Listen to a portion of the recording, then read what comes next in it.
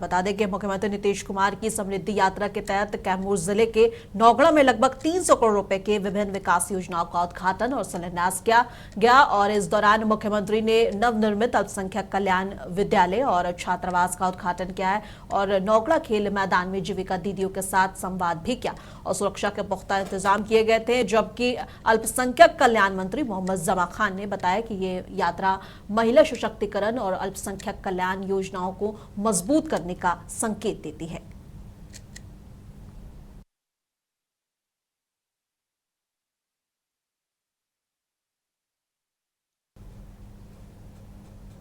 और मुख्यमंत्री नीतीश कुमार कल 25 मार्च को समृद्धि यात्रा के तहत आरा पहुंचेंगे। इस दौरान वे मेडिकल कॉलेज का उद्घाटन करेंगे और 250 से 300 करोड़ रुपए की विभिन्न विकास योजनाओं का शिलान्यास और उद्घाटन करेंगे।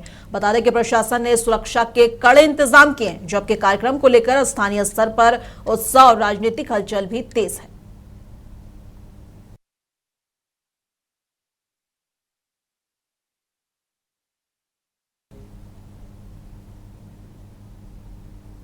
और जयप्रकाश विश्वविद्यालय में आज 17वां राष्ट्रीय अधिवेशन भव्य रूप से शुरू हुआ और बता दें कि माननीय राज्यपाल साख कुलाधिपति लेफ्टिनेंट जनरल सैयद अता हसनैन ने उद्घाटन किया, जिसमें देश भर के विद्वानों, शिक्षकों और शोधार्थियों ने बड़ी संख्या में उपस्थिति दर्ज की। और 3 दिवसीय अधिवेशन का केंद्रीय विषय चराचर संवेदी एकात्मा और भारतीय जीवन दर्शन है। उद्घाटन सत्र में कुलाधिपति और महोदय ने भारतीय दर्शन की वैश्विक प्रशासकिकता को विचारों की सुरक्षा पर प्रकाश डाला, जबकि कुलपति प्रोफेसर परमानंद कुमार वाजपेयी ने विश्वविद्यालय में जारी विकास कार्यों और शैक्षणिक सुधारों का उल्लेख किया।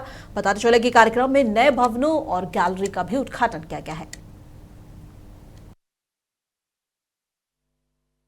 मानविक परिवर्तन का आह्वान था। आज भी इस विचार को समझने और आगे बढ़ाने की आवश्यकता है।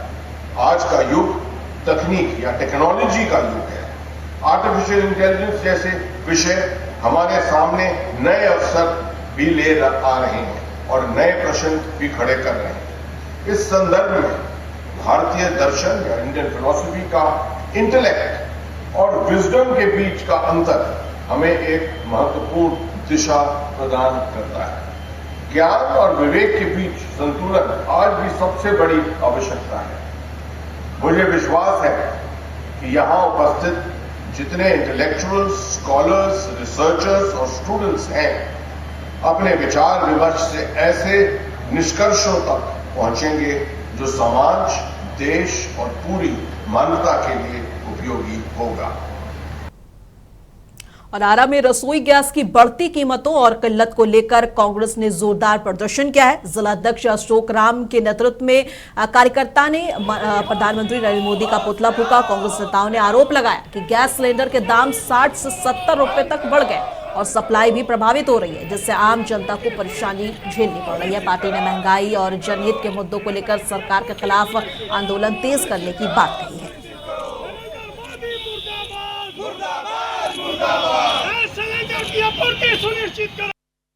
आज हम लोगों ने नरेंद्र मोदी जी का इसलिए पुतला दहन किए हैं कि लगातार देश के प्रति झूठ पर झूठ बोलते जा रहे हैं। कहीं भी अपने जिला प्रशासन के द्वारा पूरे ऑल इंडिया में झूठ बताया जा रहा है कि गैस और पेट्रोल की कीमत नहीं है। हम जानना चाहते हैं नरेंद्र मोदी से कि इतनी बड़ी लंबी लाइन क्यों है। आज जो हालात करके रखे हैं जीवन काल में, जब से प्रधानमंत्री बने हैं, जब से उस समय से आज तक एक प्रेस कॉन्फ्रेंस नहीं किए हैं और जीवन में कभी एक बात सच्चाई नहीं बोला है और देश की जनता को आग में झोलने का सिर्फ काम कर रहे हैं। तो नरेंद्र मोदी काम कर रहे हैं। एक स्टेशन फाइल के नाम पर, एक अथी के नाम पर देख लीजिएगा कि हा हा हा ही इनको सिर्फ हंसने से फुर्सत नहीं है। कोई बात तो समझ में आई, चाहे ना एक स्कीम जानते हैं, बस हंसते रहिए और लोगों को, बिहार की जनता को डुबा के रख दीजिए। पटना में मोकामा के दुलार चंद यादव हत्याकांड में बंद रहे अनंत सिंह को फाइनली पटना हाईकोर्ट से जमानत मिलने के बाद बेऊर जेल से रिहा कर दिया गया है। करीब 142 दिनों के बाद रिहाई पर समर्थकों में उत्साह देखा गया। वहीं वे जेल से निकलकर अपने आवास पहुंचे, जहां उनका भव्य स्वागत किया गया। बता दें कि रिहाई से पहले दिन भर जेल के बाहर समर्थकों की भीड़ जुटी रही। अदालत की औपचारिकताएं पूरी होने और बेल बॉन्ड दाखिल किए जाने के बाद उन्हें जेल से बाहर आने की अनुमति मिली।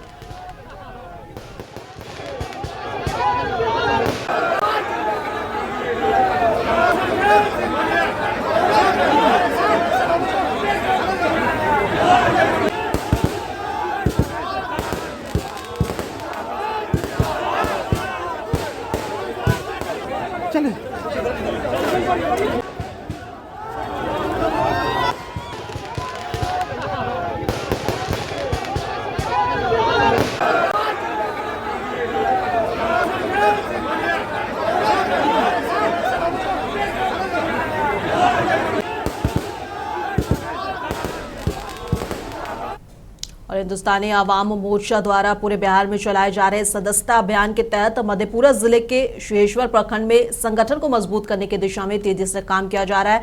बता दें कि इसी कड़ी में रामपट्टी वार्ड संख्या 9 में आयोजित कार्यक्रम में लगभग 150 ग्रामीणों और युवाओं ने पार्टी की सदस्यता ली है। कार्यक्रम को संबोधित करते हुए जिलाध्यक्ष चंदन ऋषिदेव और बिहार सरकार उपाध्यक्ष देवेंद्र मांझी ने कहा कि पार्टी का उद्देश्य जिला स्तर पर कम से कम 10,000 सदस्य बनाना है और आगामी पंचायत चुनाव के लिए संगठन को मजबूती प्रदान करना है।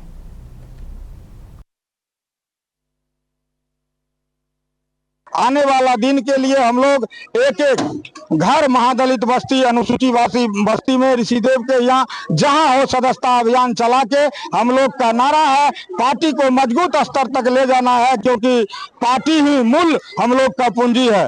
जब तक पार्टी का सदस्यता अभियान जोर शोर से नहीं चलेगा तो पार्टी का स्थिति मजबूत नहीं होगा। तो हम लोग को प्रदेश से राष्ट्रीय अध्यक्ष से टारगेट है, प्रदेश अध्यक्ष से जो 15 अप्रैल से 26 अप्रैल तक में सदस्यता अभियान खत्म हो जाएगा तो पूरे जिला में अभियान चला करके हम लोग सदस्यता का वॉल्यूम वहां। और AIMIM के नेता आदिल हसन ने एक बड़ा बयान दिया। उन्होंने कहा कि पश्चिम बंगाल के सभी सदस्यों से मेरा विनम्र अनुरोध है कि मिशन पश्चिम बंगाल 2026 के लिए तैयार हो जाए। और उन्होंने कहा कि AIMIM के राष्ट्रीय अध्यक्ष बैरिस्टर असदुद्दीन ओवैसी के नेतृत्व को अपना पूर्ण समर्थन दे। और सुनिए क्या कुछ कह रहे हैं। अस्सलाम वालेकुम व रहमतुल्लाह बरकातहू। दोस्तों, बुजुर्गों, अजीजों, खासकर बंगाल के तमाम मजलिस इत्तेहाद मुस्लिमीन के कारकुन, जिम्मेदार, पार्टी के state office bearer, district president, sub division के president, block president, panchayat president, ward president और तमाम जो मजलिस के चाहने वाले हैं, जैसा कि आपने देखा बैरिस्टर असदुद्दीन ओवैसी साहब ने ऐलान किया कि हुमायूं कबीर साहब के साथ मजलिस इत्तेहाद मुस्लिमीन इंशाअल्लाह ताला मगरबी बंगाल में चुनाव लड़ेगी। तमाम लोग से मुद्दबाना गुजारिश है, इल्तिजा है कि सब लोग एक हो जाइए, मिलकर मजलिस इत्तेहाद मुस्लिमीन और इस अलायंस को कामयाब कीजिए। बैरिस्टर असदुद्दीन ओवैसी साहब की सिर्फ यही चाहत है कि हिंदुस्तान के मुख्तलिफ रियासत में मजलिस इत्तेहाद मुस्लिमीन के MLA नुमाइंदगी, आपकी नुमाइंदगी करे, मजलूमों की आवाज बने। जिस तरीके से आपने देखा कि बिहार में अख्तर उल ईमान साहब और 5 MLA कामयाबी हासिल की। आज लोग को एहसास है कि MIM एक ताकत है। जब भी कोई मुसीबत आती है सबसे पहले MIM के MLA खड़े रहते हैं। आपने विधानसभा में भी देखा कि सबसे ज्यादा MIM के MLA ने आवाज उठाई। और आपने देखा वक्त कैसा बदला। कल तक तेजस्वी जी के दरवाजे पे हम जाया करते थे, कोई पूछने वाला नहीं था। अल्हम्दुलिल्लाह सुम्मा अल्हम्दुलिल्लाह बैरिस्टर असदुद्दीन ओवैसी साहब की क़यादत का विजन देखिए कि तेजस्वी जी भी MIM के ऑफिस में आए और MIM से जरूरत पड़ी MIM ने उनका साथ दिया, जबकि उनके MLA ने धोखा दे दिया, कांग्रेस के MLA ने धोखा दे दिया। इसलिए बंगाल के तमाम लोगों, आप ये सोचिए बैरिस्टर साहब का एक विजन है, वो चाहते हैं उत्तर प्रदेश में, दिल्ली में, झारखंड में, बंगाल में, बिहार में, मध्य प्रदेश में, महाराष्ट्र में, राजस्थान में, गुजरात में, हिंदुस्तान के मुख्तलिफ जो रियासत है सब में MIM की नुमाइंदगी, ताकि आपकी आवाज उठ सके। अब बेतिया के बाबू सभागार में 3 दिवसीय बिहार दिवस समारोह का समापन भव्य सांस्कृतिक कार्यक्रमों के साथ हुआ। समापन का मुख्य आकर्षक चनपटिया स्थित कस्तूरबा आवासीय विद्यालय की मूक बाधित छात्राओं द्वारा नृत्य प्रस्तुति रही। और कार्यक्रम में चित्रकला प्रदर्शनी, मिथिला पेंटिंग और अन्य विभाग के स्टॉल भी प्रदर्शित किए गए। और DPO गार्गी कुमारी और DPRO राकेश कुमार की प्रतिभागियों को सम्मानित किया।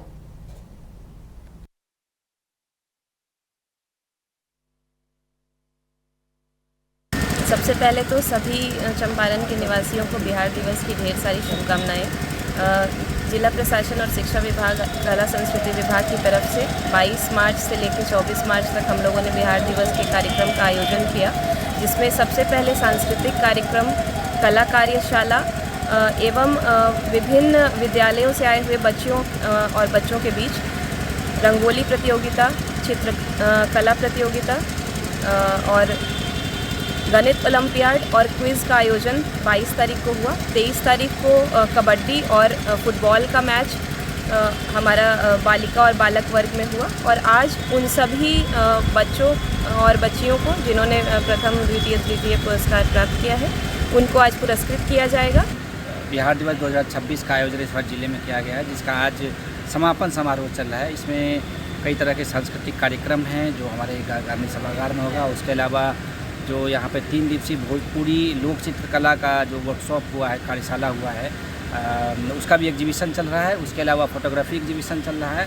और जो 3 दिनों में जो भी कार्यक्रम हुए हैं उसके जो पार्टिसिपेंट्स हैं उनको आज बिहार इंटरमीडिएट परीक्षा परिणाम में भागलपुर जिले के कजरैली प्रखंड के केलापुर गांव की जुड़वा बहनें साक्षी और सृष्टि ने विज्ञान संकाय में जिला टॉपर बनकर क्षेत्र का नाम रोशन कर दिया है। जी हां, दोनों बहनें मृत्युंजय कुमार और संगीता शर्मा की पुत्री हैं। और बता दें कि भागलपुर के गवर्नमेंट हाई स्कूल की छात्राएं नहीं हैं। साक्षी ने 92% और सृष्टि ने 92.2% अंक प्राप्त किए हैं। दोनों बहनों के अंक लगभग समान हैं और जो उनकी मेहनत और लगन को दर्शाता है। और इस उपलब्धि से केलापुर गांव में खुशी का माहौल है और लोग परिवार को बधाई दे रहे हैं।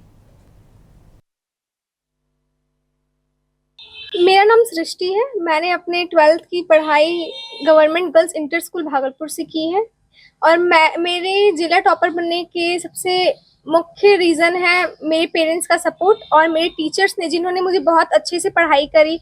पढ़ाई पे फोकस करेगा, फालतू चीज़ों से हट के पढ़ाई पे फोकस करेगा, वो ऑब्वियसली सी बातें टॉप कर सकता है। मैंने government girls inter school Bhagalpur से अपना क्लास 12th का एग्जाम दिया था और वहाँ के टीचर्स ने मुझे बहुत सपोर्ट किया और मैं अपनी सफलता का श्रेय अपने पेरेंट्स एवं अपने टीचर्स को देना चाहूँगी, क्योंकि मुझे बहुत अच्छा लग रहा है। इस मुकाम पर आकर बहुत अच्छा लग रहा है। पहले ही एक्सपेक्ट था कि रैंक तो डिस्ट्रिक्ट आ ही जाएगी और आ गया, तो इस पे और खुशी हो रही है। आगे की क्या तैयारी है? मैं आगे बैंकिंग की तैयारी करना चाहूंगी। बहुत अच्छा लग रहा है, बहुत गर्व महसूस हो रहा है कि हमारा दोनों बेटी जिला टॉप की।